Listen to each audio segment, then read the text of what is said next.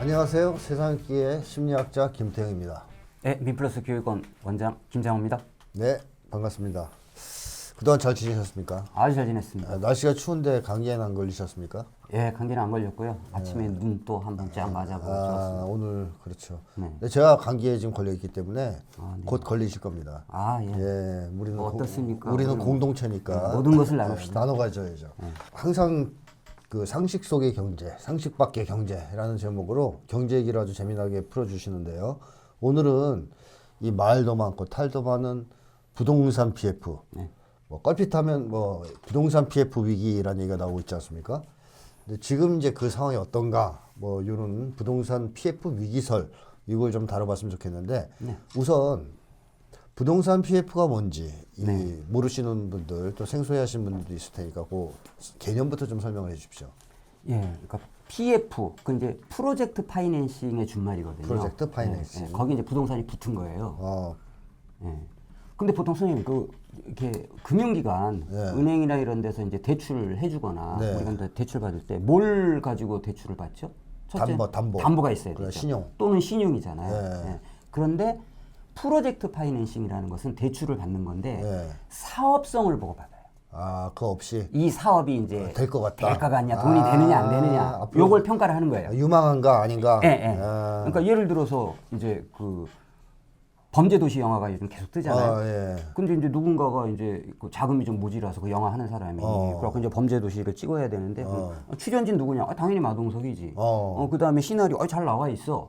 근데 돈이 없어. 근데 이거 범죄도시 찍으려 하는데 돈 좀 빌려주시오. 돈 빌려준다 이거죠. 근데 투자 좀 하면 해야 안 해요? 저는 할 것 같습니다. 할 것 같죠? 예. 근데 이제 만약에 이제 그 주인공이 이제 김장호다. 이러면 할 것 같아, 안 할 것 같아? 안 하죠. 안 하죠. 이런 거예요. 이해가 됐습니다. 이해가 됐습니다. 근데 그 부동산 계통. 부동산 쪽으로. 그래서 뭐 윤석열 감옥 생활 뭐 이런 거 이제 찍으면 그거 이제 대박. 대박. 막 이거 하나 찍어야 되겠네. 투자가 막 쏟아질 거 아니에요. 프로젝트 파이낸싱 보면 하나 이제 그런 게 바로 프로젝트 파이낸싱이다. 네. 근데 부동산에 대해서도 그러면 이게 앞으로 잘 될 것 같다. 그렇죠. 그럼 이제 담보나 신용 없이도 빌려준다. 우리나라의 최고의 프로젝트 파이낸싱 부동산 프로젝트 파이낸싱 아닙니까? 근데 이게 지금 문제다 이거죠. 이게 문제다. 지금 위기다 이게. 자, 그래요. 이제 그럼 본격적으로 그 얘기를 좀 해주시죠. 네. 그러니까 지금 이제 위기 막 그러잖아요. 근데 이게 위기설이 많아요. 위기설도 종류가 많다는 건가요? 네, 그러니까 원래 그 9월 위기설이 있었잖아요. 그러니까 9월 지난번 위기설. 이제 9월에 터진다. 그게 프로젝트 파이낸싱이 터진다는 거였어요. 아하. 근데 이제 이게 이제 넘어갔어요. 안 터졌습니까? 근데 이제 이 프로젝트 파이낸싱 부동산 쪽을 이렇게 빌릴 때 보통 3개월 만기, 6개월 만기 이런 식으로 빌려요. 그러니까 주기적으로 오는 거예요. 이번에 넘어갔지만 이제 또 돌려막기 하고 있으니까 이제 3개월 오면 또 올 거 아니에요? 그래서 12월 위기설. 못 갚으니까. 그다음에 이걸 어떻게든지 이제 윤석열이 막을 거 아니에요? 그렇죠. 그럼 이제 총선 끝나고 온다. 그래서 총선 위기설. 총선 위기설. 근데 이제 막 전문가들한테 요즘 막 인터뷰를 하고 여론조사를 다 했어요. 근데 이제 상당수 많은 사람은 아무리 가도 결국은 2024년 하반기에 터지고 말 거다. 언젠간 터진다. 근데 그게 2024년 전문가들이 거기를 많이 찍고 있어요. 하반기. 그 이후는 아니다. 그 전에 터진다. 그러니까 이 정도면은 이제 거의 뭐 매일 위기설이죠. 주기적인 거예요, 주기적인 거. 끊임없이 위기설이. 그러니까 사실상 지금 위기다. 지속적으로 위기다. 언제 터져도 이상하지 않다. 그렇죠. 근데 어떻습니까? 이게 실체가 있는 겁니까? 실제로 이게 터질 가능성이 있는 거예요? 있죠.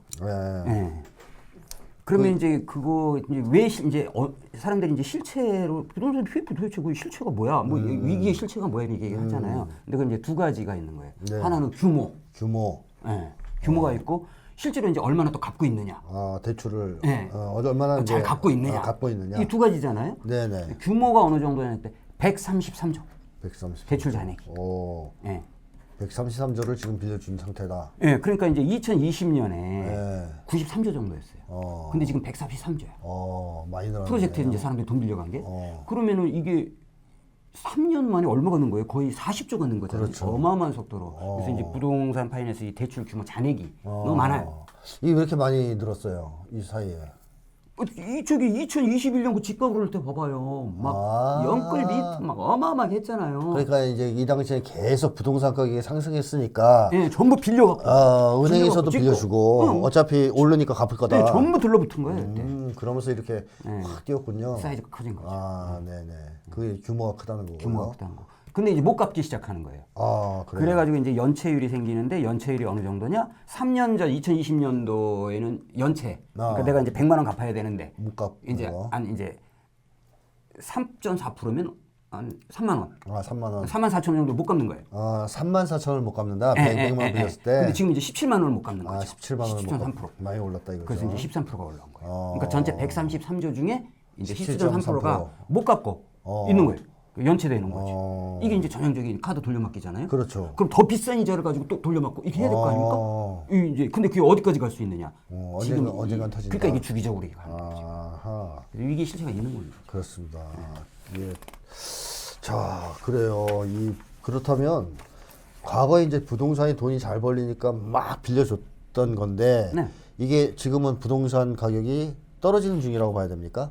떨어지고 있죠, 조금씩은. 부동산 이제 저기 작년 하반기에 떨어졌다가 예. 이제 그 윤석열 정부가 이제 그 각종 부양을 하니까. 특례보금자리로 마련하면서 이제 살짝 올랐다가 이게 이제 수도권 특히 서울만 올랐죠. 네. 그러다가 이제 지금 또 나게 있어요. 또 떨어지고 있다. 이제 더 이상 수요가 없는 거예요. 수요가 없으니까. 예, 그래서 이제 앞으로 떨어질 거다. 이렇게 그래서 이게 하는 어쨌든 위기가 올 수밖에 없다. 네. 이런 거죠. 네.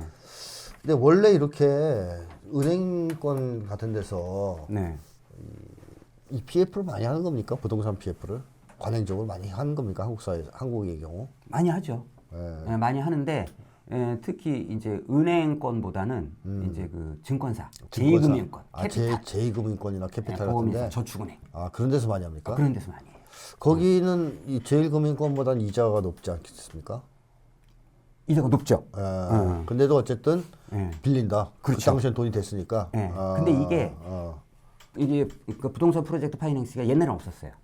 그래요? 언제 생긴 겁니까? 이제 90년대 전까지, 90년대 전까지는 그냥 건설사가 우리 현대건설 옛날 뭐 저기 강남 압구정동 현대 아파트 짓고 막 할 때 강남 개발할 때 그때는 건설사가 지 돈 내고 자기 돈 또는 내고. 신탁 회사에서 빌려가지고 대출 받아갖고 자기가 짓고 자기가 팔고.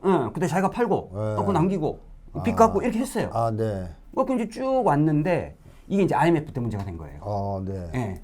근데 이제 그 전까지 그 보면 뭐 우리 강남 개발한다, 88 올림픽, 잠실 막 그다음에 뭐 저기 노태우 그 등장해갖고 200만 원 건설. 이제 그때는 잘 나갔어요.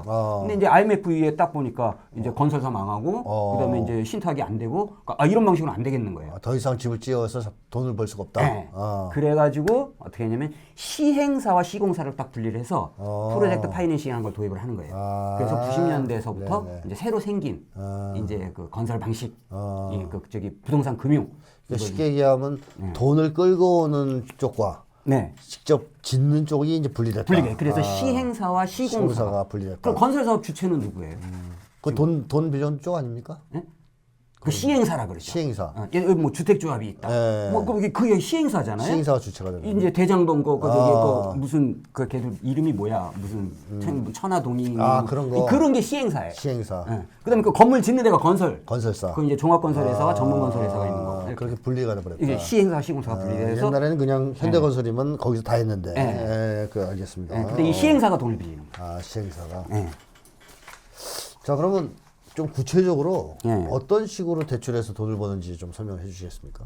근데 이 시행사는 굉장히 만들기가 쉬워요. 그러니까 김태형 선생님하고 나하고 소리 둘이서 만들 수 있어요. 뭐 그래요? 그래갖고 여기 아파트 단지 하나 짓자 이렇게 할 수 있는 거예요. 공짜.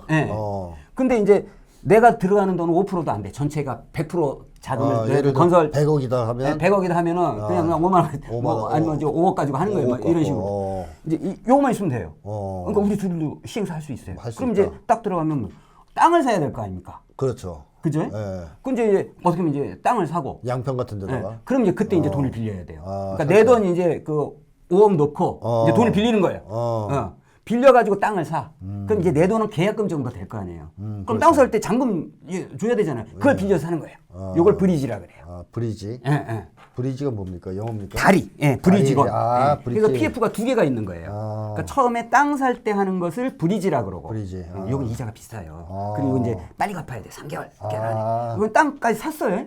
땅까지 사놓고 이제 인허가 딱 받을 거 아니에요. 네. 인허가 딱 받고 나서 이제 건설사에다가 네. 지어주셔. 이제 아파트 막 지을 거 아니에요. 네. 아파트 짓는 거. 요때 또 돈이 필요하잖아요. 아, 요걸 본 PF라 그래요. 건설사 때 돈 주는 거. 예. 네. 그러니까 공사비를 줘야 돼. 본 PF? 그걸 이제 본 PF. 그래서 브리지와 본 PF 나눠져요. 예. 그러니까 땅 살 때 쓰는 돈이 브리지고, 그 다음에 건물 그 아파트 단지 지을 때 이제 시공사한테 필요한 주는 돈이 이제 본 PF고, 이제 이렇게 나눠진데 네. 한마디로 그러니까 이게 무슨 식으로 이제 일을 하는 거냐면은 옛날 그 정주영 회장이 네. 저기 뭐예요. 사진 한 장 들고 가가지고 울산 조선소 모래바닥에다가 저기 조선소 지어가지고 배 만들어서 저기 할 테니까 돈 줘. 사라 이렇게 된 거잖아요. 그러니까 이제 뭘 믿고 사냐 때 우리 민족은 거북선 완전 코미디잖아요. 네. 근데 이게 부동산 피해가 완전 그런 거예요. 우리 거의. 둘이 해서 시행사 만들어가지고 5억 들고 그래서 100억짜리 땅 사고 그 다음에 이거 이제 이 100억짜리 땅을 사면 그 다음에 이제 공사 들어갈 때 분피표를 이제 또 받아야 되잖아. 그럼 이때는 담보가 생기죠. 왜냐면 땅이 있으니까. 땅이 있으니까. 여기서 담보를 해서 또 받고 공사 짓고. 그래가지고 딱 해서 아파트를 다 지어갖고 분양을 하잖아요. 떼돈을 버는 거예요. 떼돈을 번다. 떼돈을 벌어요. 그렇게 돈을 많이 벌었다는 거죠. 그렇죠. 야, 그러면 돈 없이도 돈 벌 수 있는 거네, 이게. 그러니까 이거는 그러니까 이거 안 하는 사람이 바본 거죠. 예. 좀 바본데요, 제가. 예, 그렇죠. 우리는 모르지 그런 안 거. 했는데. 예, 그러니까 모르죠. 몰라서 못했습니다. 그래서 이제 그 저기 이런 거요. 이제 가가지고 이제 그 브리지 그 처음에 땅 살 때 이제 우리 이제 5억 가지고 가가지고 저기 가서는 그 저기 뭐야 뭐 증권사나 이제 저기 그 저축은행 가가지고서는 건설사하고 다 얘기돼 있고 반하고도 다 얘기가 돼 있다. 그러니까 우리 이건 무조건 되는 거다. 그러니까 빌려줘. 빌려주라 이자 많이 줄게. 빌리는 거예요. 그리고 건설사에서는 은행에서 다 돈 주기로 했다 저쪽에서. 그러니까 걱정 말고 자금 튼튼하다. 지어주라. 이렇게 하는 거예요. 그러니까 이게 구라만 잘 풀면 또 돈을 막 긁을 수 있다. 시작할 수 있다. 그래가지고 어느 정도 돈을 버냐 수익률이 이렇게 하면 예를 들어서 한 30억 가지고 시작한 사람이 평균 한 300억 벌고 한 2년 공사해서 1년 6개월이나 300억 벌고 어떤 사람은 제가 그 유튜브하고 어디 보도 봤더니 2년 만에 30억 집어넣어서 3,500억 번 사람. 3,500억. 그러니까 이게 완전히 떼돈 장사예요. 이런 장사를 해야 돈을 버는군요. 그렇죠. 그래서 재벌사들이 무조건 건설사 만들잖아요. 건설사를 한다. 시행사도 만들잖아요, 그럼? 시행사 그러니까 원래 이제 옛날엔 건설사가 했는데 리스크가 있으니까 시행사를 그러면은 외주 준 겁니까? 네, 외주 준 거죠. 그 왜 그렇게 되냐면 우리 둘이 했어요. 근데 이 뒤에는 이제 현대건설이나 뭐 이렇게 건설사가 있어. 그러면 이제 우리 가서 브릿지론 해가지고 이제 땅 사가지고 저기 하려고 그러는데 증권사나 저축은행 가지고 빌려주세요. 그러면은 뭘 요구하냐면은 이 건설사에 보증을 요구해요. 그다음에 그 건설사가 그 보증을 해줘요. 보증을 해줘요. 그 다음에 이제 그 건설사의 신용도를 보고 이자를 결정해요. 그러니까 사실은 우리는 바지고 그 뒤에는 뭐냐? 임자는 뭐예요? 건설사인 거예요. 여전히. 재벌들. 방법만 바꾼 거예요. 방식만. 근데 어쨌든 떼돈을 벌어서 이런 돈을 버는 사람들은 누구예요? 윤석열이에요? 또 저기 펜트하우스. 대장동도 그런 케이스라고 볼 수 있습니까? 아주 대표적인 거예요. 특히 이제 그 50인 클럽. 50인들. 이게 이제 특히 이제 검찰 거기 이제 그 사람들이 시행사를 앞세워서 떼돈을 금융을 연결해주고 떼돈을 버는. 그다음에 여기 이게 이제 검피하죠. 예. 그러니까 이제 경제기획원, 금융 쪽, 그다음에 검찰 이런 데서 쫙 해서 법률적으로 이래가지고 이제 긁어내는 거죠. 참. 그러니까 우리 열심히 일하면 안 돼요, 그죠? 네? 열심히 일하면 안 된다고요. 열심히 일할 맛이 안 나죠. 이러면 이래 뭐 돈 이거 얼마 벌지도 못하는데 이 사람들처럼 벌어야지 이게. 그렇죠. 참 이게 힘듭니다 세상에. 서민들 엄청난 박탈감을 느낄 수밖에 없는. 보통 2년에 6배 남기는 장사가 어디 있어요. 그럼요. 어마어마하죠. 우리 하나도 안 남아요 저는 지금. 자 어쨌든 앞으로 남고 뒤로 미치는 많이 하잖아요. 신세한테는 이제 그만하고. 이제 이 얘기하면 항상 우리가 좀 억울해져. 자 부동산 PF에도 종류가 여러 가지가 있다는 하던데요. 네. 어떤 것들이 있습니까? 그게 이제 아까 입구에서 이제 브리지론이 있는 거고. 브리지론. 네. 그 다음에 이제 아까 본 PF가 있는 거예요. 있고. 그래서 이제 입구에서 이제 브리지론을 잘 해결해야 되고, 그 다음에 이제 땅을 산 다음에 이걸 담보로 해서 이제 요때 은행들이 들어가요. 그러니까 보통 이제 은행들은 본 PF에 들어가고 이제 리스크가 큰. 앞쪽은. 네. 왜냐하면 어쨌든 땅이 있고 건축 허가가 나 있고. 그럼 지기만 하면 되잖아요. 네, 그러니까 이제 요때 요 정도 되면 이제 은행에서 들어가도 된다 이렇게 판단하는데 땅 아무것도 없고 계획서만 들고 다닐 때는 이게 불확실하잖아요. 그렇죠. 이제 이럴 때는 이제 이자 장사를 하기 위해서 제2금융권이 제2금융권이 이제 들어가는 거예요. 제2금융권이. 그래서 제2금융권은 브릿지 단계에서 개입하고 네. 제1금융권이 본 PF에 들어간다. 그렇죠. 이렇게 보면 되겠네요. 네. 그럼 이런 게 순조롭게 잘 풀려야 돈을 벌 수 있을 거 아닙니까? 문제는 거기에 있지. 그렇죠. 첫 번째 문제는 어디 생기냐? 예를 들어서 이제 여기 이제 100억짜리 땅을 우리가 이제 5억 가지고 산다. 네. 그러면은 이 땅을 내가 이제 일단 계약을 걸어야 되잖아요. 5억. 네, 네. 그리고 이제 브릿지 빌려야 되잖아요. 나머지 95억을. 그렇죠. 빌리러 이제 가야 되는데 인허가가 안 나쁘어.